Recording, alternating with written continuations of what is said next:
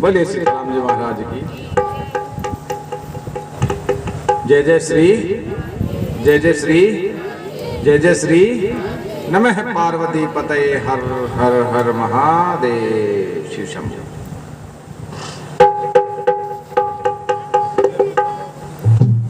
श्री राम प्रेम की मूर्ति है। मेरे राम प्रेम की मूर्ति है। श्री राम लक्ष्मण पंपा सरोवर पहुंचे हैं महाराज। हमारे भारत में 4 सरोवर मुख्य हैं महाराज। 4 सरोवर मुख्य हैं। गुजरात में पहला सरोवर है बिंदु सरोवर। बिंदु सरोवर सिद्धपुर में श्री सरस्वती नदी के कंठ में स्थित है महाराज। कर्दम ऋषि का वहां आश्रम है। कर्दम ऋषि ने वहां तपस्या की थी महाराज। परमात्मा नारायण वहां प्रकट हुए और कर्दम ऋषि को देखकर उनकी जो दशा थी वो देखकर मेरे नारायण की आंख में से आंसू आ गए महाराज। उन आंखों में जो आंसू आए, जो बिंदु पड़ा, उससे उसका नाम बिंदु सरोवर पड़ा महाराज। देखिए, हम जब भगवान के सामने होते हैं, हम जब प्रभु के सामने होते हैं तो हमें आंसू आ जाए, ये बड़ी बात नहीं है। राधे ये लगाओ महाराज। परंतु परमात्मा भक्त को देखकर रोए, परमात्मा के स्वयं के भक्त को देखकर आंसू आए, कितनी बड़ी बात है। तो बिंदु सरोवर कहाँ है? गुजरात। हमें ये जो बता रहा हूं, वहां हमें 4 सरोवर में स्नान हमेशा करना चाहिए। जीवन में एक बार तो जरूर करना चाहिए। तो गुजरात में है बिंदु सरोवर है महाराज। दूसरा सरोवर है नारायण सरोवर। यह भी गुजरात के कच्छ प्रांत में स्थित है। यह नारायण सरोवर वह है जहां प्रचेताओं ने तपस्या की थी महाराज, जहां आदि नारायण परमात्मा इनको दर्शन देने के लिए प्रकट हुए थे महाराज। अर्चन भक्ति के, देखिए, अर्चन भक्ति के आचार्य हैं पृथु, और पृथु ऋषि से ही आप धरती का नाम है वो पृथ्वी हुआ है। पृथु राजा के वंश में प्राचीन बहिर राजा हुए और प्राचीन बहिर राजाओं के यहाँ प्रचेताओं ने जन्म लिया। प्रचेता नारायण सरोवर के किनारे गए हैं। वहां शिव जी ने उनको रुद्र गीता का उपदेश करते हुए कहा कि तुम यहाँ तप करो, तप के बिना सिद्धि नहीं मिलती, तप के बिना सिद्धि नहीं मिलती महाराज। देखिए, तप से क्या होता है? तप से मन की शुद्ध होती है, अंतरात्मा हमारी शुद्ध होती है। जब तप के बिना जीवन सुधरता नहीं है महाराज। जब तक के बिना जीवन सुधरता नहीं है। प्रचेताओं ने 10,000 वर्ष की कठिन तपस्या की और जब तपस्या उग्र रूप ले लेती है तो नारायण को प्रकट होना ही पड़ता है महाराज। आज मेरे नारायण प्रकट हो रहे हैं प्रचेताओं के सामने। नारायण ने प्रचेताओं को आज्ञा की कि तुम विवाह करो।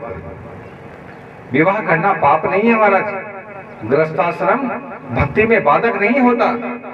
1-2 संतान होने के बाद संयम का पालन करो महाराज। प्रतिदिन 3 घंटे मेरी ही सेवा स्मरण करो तो तुम्हारा पापों का मैं निवारण कर दूंगा। गृहस्थी में कुछ पाप हो जाते हैं, उनका निवारण कब होता है? जब हम भगवान की भक्ति करते हैं। अरे हमें 24 घंटे देते हैं परमात्मा। कितने घंटे? 24 घंटे देते हैं। परमात्मा नारायण स्वयं प्रचेताओं से कह रहे हैं, ये शास्त्रों का प्रमाण है कि 3 घंटे मेरी भक्ति कर लो। कितने घंटे? 3 घंटे। क्योंकि 40 मिनट के बाद तो हमारा मन एक जगह नियंत्रित होता है। ये प्रमाण है। आप कहीं मन को बस में करना चाहेंगे तो 40 मिनट के बाद तो ध्यान की अवस्था शुरुआत होती है महाराज। 40 मिनट तो ऐसे ही मन इधर जाएगा उधर जाएगा, फिर पकड़ के लाएंगे बार बार कि आजा भाई। मन को जबरदस्ती बस में मत करो, उसका कहो भैया आ जा इधर। क्यों? क्योंकि हमें नारायण की सेवा करनी है, हमें लड्डू गोपाल की सेवा करनी है। तो कहीं जा मत, हम उन्हीं का ध्यान करेंगे, आजा बैठ। प्रेम से कहोगे तो प्रेम से तो सब कुछ, पूरा संसार बना ही प्रेम के बस है। तो विवाह करना कोई पाप नहीं है, गृहस्थाश्रम भक्ति में बाधक नहीं है। परंतु भगवान ने कहा कि प्रचिताओं, तो तुम 3 घंटे मेरी सेवा भक्ति स्मरण करना। एक आसन पर बैठकर 3 घंटे भगवान का स्मरण करे, उनका भगवान पापों का निवारण करते हैं। प्रचिताओं के चरित्र में भगवान ने ज्ञान दिया कि नित्य 3 घंटे उनका ध्यान करो, तो फिर 21 घंटे भगवान परमात्मा नारायण तुम्हारा ध्यान करेंगे। परंतु हम तो 3 मिनट भी ध्यान नहीं करते। आरती में भी ये सोचते हैं कि आरती महाराज बैठ जाएं व्यासपीठ पे तभी चले, क्योंकि घर तो सामने ही है ना। जय जय श्री राम। प्रचिताओं वहां से घर गए, प्रत्येक का विवाह हुआ। एक एक पुत्र होने के पश्चात सीता नारायण सरोवर के किनारे वापस आए। उस समय नारद जी ने वहां तप किया। प्रचिताओं का नारद जी से मिलन हुआ। नारद जी ने उनको ज्ञान का उपदेश किया महाराज कि सब जीवों के प्रति दया भाव रखो, जो कुछ प्राप्त हो उसी में संतोष करें, और सब इंद्रियों का संयम, इन तीनों से प्रभु जल्दी प्रसन्न। महाराज ये 2 सरोवर तो बता दिए, तीसरा सरोवर है मान सरोवर। मान सरोवर सुना है? उत्तर भारत में हिमालय है, हिमालय में कैलाश पर्वत है, और कैलाश पर्वत की तलहटी में ही मान सरोवर स्थित है महाराज। भगवान शंकर कैलाश पर विराजते हैं, और वहीं मान सरोवर है। अति पावन दिव्य भूमि है महाराज, क्योंकि जहां परमात्मा शिव रूप में साक्षात विराज रहे हों वो तो पावन ही होगी महाराज, पवित्र पावन अपने आप में। मान सरोवर का मन से स्मरण करते ही मन वाणी दोनों पवित्र हो जाती है, केवल स्मरण मात्र से ही। तो सोचिए अगर हम वहां जाकर तप करते हैं तो कितना आनंद है महाराज। तुलसीदास जी ने भी अपने रामायण का नाम क्या रखा है? रामचरित्र मानस। रामचरित्र मानस मुनि भावन, विरंचे शंभु सुहावन पावन, त्रिविध दोष दुख दारिद्र दानव, कली कुचाली कुली कलुष नसावन। तुलसीदास जी ने बड़ा सुंदर वर्णन किया है कि राम जी के चरित्र का आईना रामायण, राम जी के चरित्र का आईना, पर मानस स्वयं साक्षात राम जी है महाराज। मन में जो बसा हो वो अगर बाहर आ जाए, कहते हैं ना किसी के मन में क्या और बाहर क्या, लेकिन तुलसीदास जी के मन में जो मूर्ति थी वो उन्होंने लिख दी। इसके लिए गवाह बने हनुमान जी महाराज, क्योंकि हनुमान जी महाराज की प्रेरणा से ही तुलसीदास जी ने रामायण तो पहले ही लिखी हुई थी महाराज, लेकिन वो किनके लिए थी? विद्वानों के लिए, क्योंकि संस्कृत उस समय की भाषा थी। उस काल में केवल संस्कृत ही बोली जाती थी, क्योंकि वो देव भाषा है। आज भी संस्कृत को देव भाषा कहते हैं। संस्कृत में मंत्र बोलते ही देवता प्रसन्न होते हैं। ब्राह्मण मंत्र बोलते हैं भगवान, कोई भी मंत्र बोलते हैं भगवान के भोग का, तो भगवान तुरंत भोग पा लेते हैं महाराज, क्योंकि मंत्रों में ब्राह्मणों की शक्ति निहित है। भगवान स्वयं मंत्रों में बसे हैं। मंत्र मन को बांधने का सूत्र है मंत्र। चौथा सरोवर पंपा सरोवर महाराज, दक्षिण भारत में, दक्षिण भारत में पंपा सरोवर स्थित है। पंपा सरोवर के पास सबरी जी का आश्रम है महाराज। देखिए महाराज, ये 4 सरोवर तो आपने सुन लिए, एक 5वां सरोवर हो रहा है। ये 4 सरोवर तो दिव्य है ही हैं, एक पंचम और बताता हूँ। जितने भी वैष्णव हैं जिन्होंने वृंदावन की यात्रा की है, 84 कोसी यात्रा, उनको तो पता है कि एक प्रेम सरोवर और आता है। सुना है वृंदावन में प्रेम सरोवर का नाम? कोई गया क्या 84 कोसी परिक्रमा किसी ने की है? तो प्रेम सरोवर आया है क्या कभी? पता ही नहीं। अरे भैया, फिर तो भाव ही बदल गया आपके। बहुत पहले गए होंगे, याद नहीं है, क्योंकि इतने सरोवर हैं वहां, इतने तालाब हैं, सब एक से एक हैं। प्रेम सरोवर पर भगवान श्री राधा कृष्ण का प्रथम मिलन हुआ था। महाराज, जब कन्हैया 5 वर्ष के थे और राधा जी 3 वर्ष की थी, तब उनका मिलन हुआ था। अब आप सोचोगे वो तो बालक थे, 5 साल का बोध बालक, 3 साल के होता नहीं। वो परमात्मा जिसने जगत को बनाया है वो बालक कैसे हो सकता है? केवल भक्ति से ही महाराज दशरथ ने, रानी कौशल्या ने उनको बाल रूप में स्वीकार किया, अपना बालक बनाया। महाराज सबरी जानते हो कौन थी? सबरी पूर्व जन्म में एक महारानी थी। महाराज सबरी जी पूर्व जन्म में एक महारानी थी। राजमहल का विलासी जीवन उनको सुहाता नहीं था। राजमहल में बहुत सुख होता है, परंतु सबरी जी को यह सुख सुहाता नहीं था। सबरी जी विचार करती कि प्रभु ने ये जन्म क्यों दिया मुझे, क्योंकि यहाँ भोग विलास के अतिरिक्त और कुछ भी नहीं है। महाराज सत्संग मिलता ही नहीं है। सबरी जी राजमहल में विराजती थी, परंतु उनको संसार का सुख तुच्छ लगता था। महाराज देखिए, व्यवहार में जो रानी का सुख होता है वो सबसे बड़ा सुख मानते हैं। राजा और रानी का सुख होता है, राजा को तो बहुत काम करने पड़ते हैं, पर रानी को कोई काम नहीं करना पड़ता। रनिवास में रहती है, दास दासियों से घिरी रहती है, दासियां रहती है, उनको तो कोई चीज की कमी नहीं है ना। लेकिन महाराज को सुख नहीं मिला। क्या सुख नहीं मिला?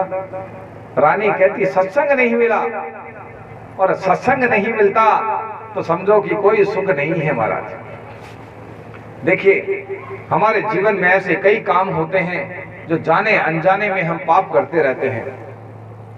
जाने अनजाने में हम पाप करते रहते हैं, लेकिन सत्संग की एक घड़ी, कहते ना एक घड़ी आधी घड़ी, आधी की भी बुनियाद तो भी बराबर ना तुले, तुले ना तुलसीदास, बराबर नहीं हो सकता। तुलसीदास जी कहते तुला पे सत्संग का एक घड़ी रख दो और हजारों वर्ष की तपस्या रख दो, तो भी बड़ा कौन है? सत्संग बड़ा बताया है। तो रानी को सत्संग नहीं मिला और रानी बहुत दुखी रही। जय जय साहब। रानी ने कहा कि मुझे तो नहीं रहना, महलों में नहीं रहना। परमात्मा आपने ऐसा क्यों किया कि मुझे राजमहल में रानी बनाया? मुझे आपका भजन नहीं मिलता, मुझे संतों का संग नहीं मिलता, क्योंकि मर्यादा होती है रानी की। रानी कहीं भी जाती है, रानी कहीं भी जाती है ना, तो उनके साथ बहुत सेवक जाते हैं, सेविकाएं जाती हैं। उनको अपनी मर्यादाओं में रहना पड़ता है, पर्दे में रहना पड़ता है। वो संतों के दर्शन भी नहीं करती, संतों को प्रणाम भी नहीं कर सकती। इसलिए आज रानी सोच रही है कि मुझे ये जन्म जो मिला है वो व्यर्थ मिला है। अब महाराज ये बात जो सबरी जी थी, पूर्व जन्म में जो रानी थी, उनको सहन नहीं हो सकता था। एक समय महारानी प्रयागराज में कुंभ का मेला जब बढ़ता है तो प्रयागराज में भरा, तो उस समय नहाने गई, कुंभ स्नान को गई महाराज। अब वहां संतों के दर्शन की उनकी तीव्र इच्छा थी, परंतु पर्दा होने के कारण वो आनंद नहीं आया। महारानी ने सोचा कि अगर यहाँ कुंभ में आकर भी संतों का दर्शन नहीं हुआ तो मेरा जीना व्यर्थ है, मेरा जीना व्यर्थ है, तो मैं तो यहाँ मर जाऊं, इससे अच्छा तो। देखिए, आत्महत्या करना पाप है, आत्महत्या करना पाप है, परंतु रानी जी ने आज निश्चय किया कि मैं तो आत्महत्या करूंगा। जहां त्रिवेणी संगम है इलाहाबाद में, वहां कोई आत्महत्या कर लेता है तो उसको आत्महत्या का पाप लगता नहीं महाराज। बाकी सब जगह अगर कोई आत्महत्या कर ले तो वो प्रेत योनि, पिशाच योनि, भूत योनि, इन योनि में भटकता फिरता है वो जीव। इसलिए कभी आत्महत्या का विचार आए किसी कष्ट के कारण तो वो विचार त्याग देना और परमात्मा में अपना मन स्थिर करना महाराज। क्योंकि जो कुछ भी कभी हो सकता है, कष्ट ऐसे आते हैं कि वो सहन नहीं होते और उसके कारण हम ऐसे कड़े फैसले ले लेते हैं, परंतु इससे आपका हित नहीं अहित होगा, क्योंकि वही 84 की फेर में आपको भटकना ही पड़ेगा। इसलिए आप ऐसा विचार न करें। परंतु रानी ने आज ऐसा विचार किया, क्यों? क्योंकि उनको सत्संग नहीं मिला। संतों के दर्शन की तीव्र अभिलाषा, तीव्र उत्कंठा होने के कारण रानी अपने रनिवास से निकली, क्योंकि उन्होंने रानी जहां भी रहती है उनके लिए रनिवास बनाया जाता है। रानी का निवास ही रनिवास कहा जाता है। अपने रनिवास से निकली और जहां त्रिवेणी संगम है वहां कूद कर और आत्महत्या कर ली महाराज। वही रानी अगले जन्म में सबरी बनके पैदा हुई महाराज। सबरी एक भील राजा की कन्या बनी महाराज। संत सेवा के लिए सबरी जी ने जन्म लिया है आज महाराज। सबरी जी धीरे धीरे बड़ी होने लगी। उनके पिता ने सोचा कि अब मेरी कन्या बड़ी हो रही है। देखिए, जब कन्याएं बढ़ती है ना तो कैसे बढ़ती है? जैसे चंद्रमा 16 कला को प्राप्त करता है पूर्णिमा के, पूर्णिमा का चंद्रमा देखा है, प्रथमा द्वितीया तीसरा जल्दी जल्दी बढ़ता है। आपने पता नहीं लगता कि कब बढ़ गया, कब पूर्णिमा आ गई। कम होता है तो पता लगता है, लेकिन बढ़ने में पता नहीं लगता महाराज। ऐसे ही अपनी आयु भी कम होती जाती है, हमें पता नहीं लग रहा।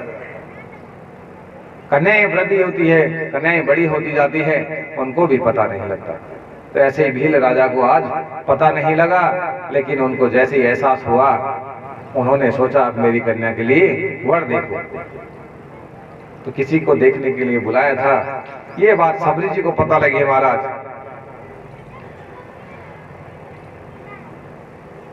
कैसे पता लगी? कि उस समय क्या है, भील के यहाँ वनवासी थे, उनके यहाँ भोजन की कोई व्यवस्था नहीं थी, तो 300 बकरे लाए गए, उनको निलाया गया महाराज। तो सबरी जी ने पूछा आज क्या है? कि बेटा कल तेरा विवाह है, आज ये बकरे लाए जा रहे हैं, तो इनको दिखाएंगे, कल बारात आएगी ना, उनको भोजन करवाएंगे। अब महाराज सबरी जी का मन बड़ा दुखित हुआ कि मेरा तो विवाह होगा और इन बकरों का बेचारा का राम नाम सत्य। अब तो महाराज सबरी जी बहुत दुखी हुई। सबरी जी रातों रात अपना घर छोड़ के भाग खड़े हुई महाराज। और जंगल में जहां मतंग ऋषि का आश्रम था, वहीं उसी जंगल में वो रात को रहने लगी महाराज। दिन में वो पेड़ पे सो जाती और रात को भ्रमण करती। अब उन्हें पता लगा कि ऋषियों की यहाँ कुटिया बनी हुई है, तो सबरी जी रात को उनकी सेवा करती। वो सेवा कैसे करती कि दिन भर वो कंदमूल तोड़ती और फिर सो जाती। सुबह होने से पहले पहले वो संतों के यहाँ सफाई कर देती और वो फल रख। सुबह संत उठते तो उनको सफाई मिलती और फल मिलते ताजा। रोज का नियम हो गया था तो सबरी जी का। मतंग ऋषि को बड़ा आश्चर्य हुआ महाराज। मतंग ऋषि को बड़ा ही आश्चर्य हुआ। मतंग ऋषि ने सोचा कि कौन अदृश्य सेवा कर रहा है, मैं जानो तो सही। महाराज सबरी जी चुपचाप 2 बजे रात को प्रवेश करती है आश्रम में। धीरे धीरे जैसे बाघ शिकार करता है ना, तो वो शिकार करने से पहले शिकार पे नजर रखता है और शिकार के पास धीरे धीरे पास में जाता है। उस पता नहीं लगने देता, एहसास नहीं होने देता। तो ऐसे ही आज सबरी जी अपने पैर बड़े सदके रख रही है। रोज यही क्रम था। सबरी जी चाहती थी कि मेरी सेवा किसी को पता न लगे। देखिए, दान कल भी बताया था, दान अपन हाथ से देते हैं, परंतु दान वही सही है जो इस दूसरे हाथ को भी पता नहीं लगे कि दान किया है। धर्म तो उसी दान का होता है। दान का बखान अच्छा नहीं, इससे अच्छा है कि आप किसी को दान करो ही। महाराज, आज मतंग ऋषि ने सोचा कि मैं सबरी को जो भी सेवा कर रहा है उनको पकड़ूं। तो मतंग ऋषि ने सोने का केवल मात्र उपक्रम किया कि सो रहे हैं, लेकिन वो सोए नहीं। महाराज, जैसे ही सबरी जी दबे पांव आई और पूछ लिया ऋषि ने कि बेटा तुम कौन हो, तुम कौन हो और कहाँ रहती हो, क्योंकि तुम चोरी से सेवा क्यों करती हो। तो सबरी जी ने कहा कि महाराज, मैं एक भील राजा की कन्या हूं, मैं अपने बाप के यहाँ से आ गई, मुझे वहां नहीं रहना, मुझे विवाह नहीं करना, मुझे तो केवल और केवल संतों की सेवा करनी है, संतों का संग करना है। मुझे तो कोई मार्ग ऐसा बताओ कि मेरे इस शरीर की मुक्ति हो जाए। महाराज, महाराज, मतंग ऋषि बड़े सुलझे हुए ऋषि थे, बड़े दिव्य संत थे। उन्होंने कहा बेटा तू रात को चोरी से सेवा करती है, ये मत कर, तू सोती कहाँ है। तो फिर महाराज, जंगल में घूमती रहती हूँ और जब नींद आ जाती है तो किसी भी वृक्ष के ऊपर सो जाती हूँ। संतों को पराये दुख में बड़ा दुख होता है। महाराज, सबरी जी से कहते हैं कि बेटा तू मेरी बेटी है, तुझे यहीं कुटिया बना देता हूं और तू यहीं कुटिया में निवास कर। महाराज, आसपास के संतों को पता लगा कि मतंग ऋषि ने एक कन्या को रखा है अपने आश्रम में। महाराज देखिए, दृष्टि भेद होता है, यहाँ दृष्टि भेद होता है। संसार क्या देखता है, गुरु बैठे हैं और उनके सामने उनकी शिष्या बैठी है, कोई भी परिकर बैठा है, तो सामने वाला क्या सोचता है पता नहीं, क्यों बैठे हैं महाराज के पास। ऐसा नहीं होना चाहिए, यह दृष्टि भेद है। दृष्टि भेद रखना भी पाप है। जब तक हम जानते नहीं है, कारण पता नहीं है, तब तक हमें अपनी सोच को भी रोकना चाहिए। आजकल की सोच बड़ी विकृत हो गई है। एक भाई और बहन अगर मोटरसाइकिल पे बैठ के जा रहे हैं तो भी सोच गलत आ जाती है महाराज। और ये सत्य है, ये सब संस्कारों का परिणाम है महाराज, ये सब हमारे संस्कारों का परिणाम है। जैसा अन्न खा रहे हैं वैसा ही हमारा मन हो रहा है, मन पर कोई नियंत्रण नहीं है महाराज। तो बड़े बड़े ऋषि आज ये सोच रहे हैं कि ये क्यों रखा, इन्होंने क्यों रखा। पर मतंग ऋषि अपने आप में सिद्ध श्रेष्ठ ऋषि थे, उन्हें कोई फर्क नहीं पड़ा। दुनिया आपकी निंदा करे पर आप विचलित न हो, यह भी बहुत बड़ी बात है। महाराज, मतंग ऋषि ने उसको अपनी पुत्री मान लिया। और सबरी जी ने मतंग ऋषि से एक दिन कहा कि महाराज, मैं आपसे ऐसा कोई मंत्र चाहती हूं कि मैं इस शरीर का उद्धार कर सकूं, क्योंकि मुझे पता है गुरुदेव आपकी कृपा के बिना, गुरु कृपा के बिना मेरा उद्धार संभव नहीं है। मतंग ऋषि ने उन्हें राम नाम की शिक्षा दी। अब तो सबरी जी बड़े प्रेम से पूरे दिन आसपास के संतों के आश्रम की झाड़ू और निकालने लग गई महाराज, उनकी सेवा और करने लगे, वैसे ही सेवा करते थे। एक दिन सवेरे सवेरे और जब सेवा करती तो राम नाम का मंत्र चलता रहता था महाराज। सबरी जी की ऐसी स्थिति हो गई कि 24 घंटे उनके अंदर राम राम चलता ही रहता था। महाराज, सबरी एक दिन सवेरे संतों की सेवा कर रही थी, पंपा सरोवर के पास झाड़ू लगा रही थी।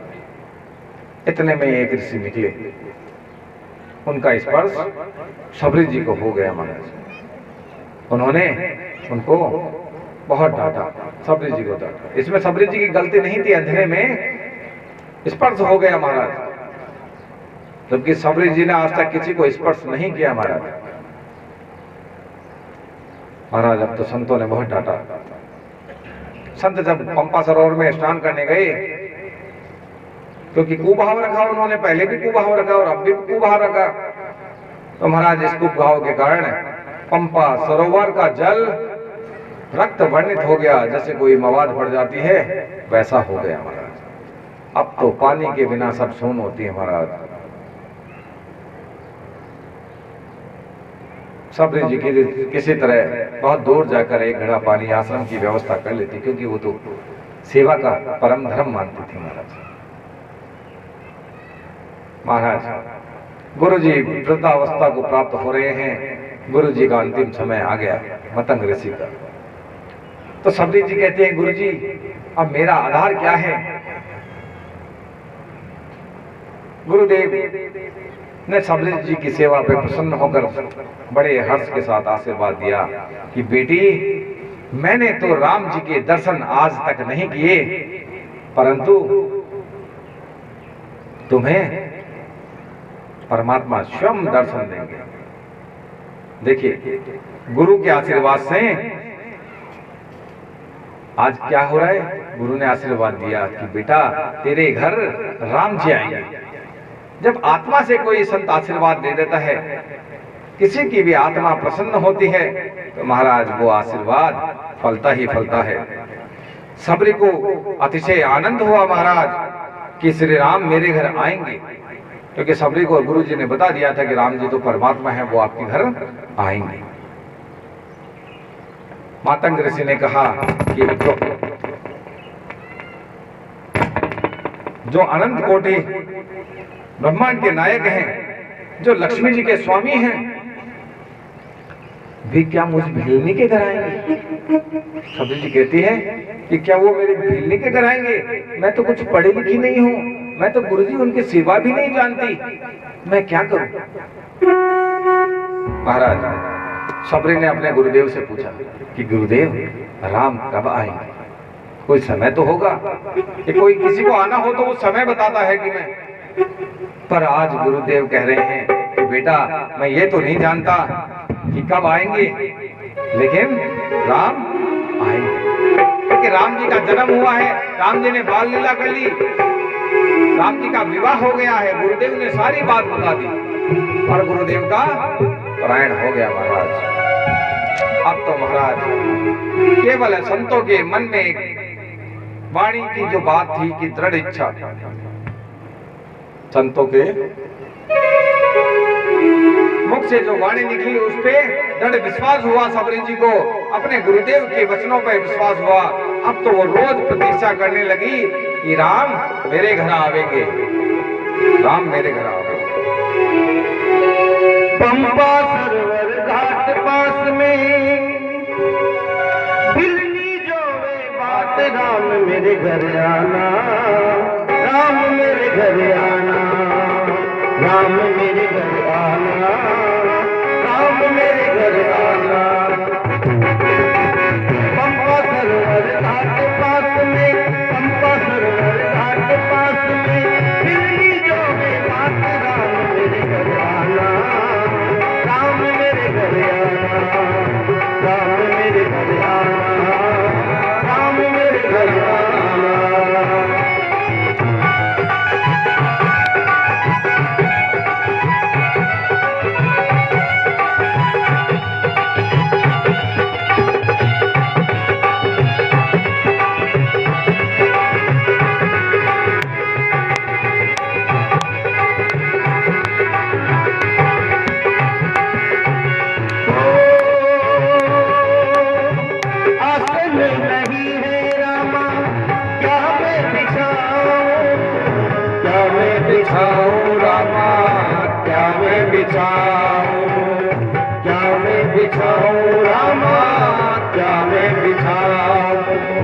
आसन नहीं है रामा, क्या मैं बिछाऊं?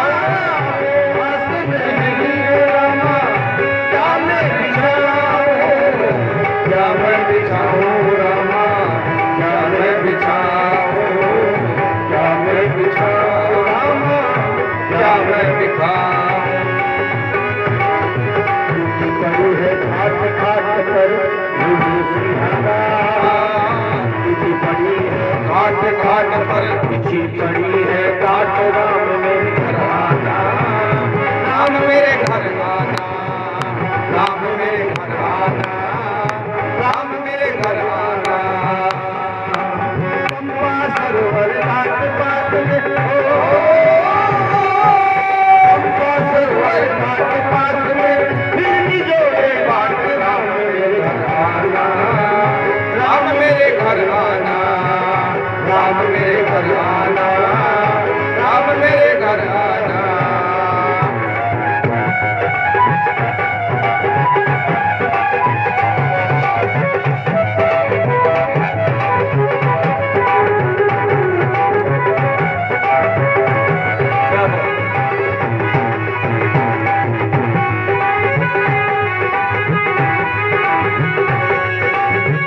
मेवा नहीं है रामा क्या मैं जिमाऊं, क्या मैं जिमाऊं रामा, क्या मैं जिमाऊं, क्या मैं जिमाऊं रामा, क्या मैं जिमाऊं। मेवा नहीं है रामा क्या मैं जिमाऊं, क्या मैं जिमाऊं रामा क्या मैं जिमाऊं। टूटी पड़ी है पेड़ पेड़ पर लगे हैं बेर, टूटी पड़ी है पेड़ पेड़ पर लगे हुए हैं बेर। राम मेरे घर आना, राम मेरे घर आना, राम मेरे घर आना, राम मेरे घर आना,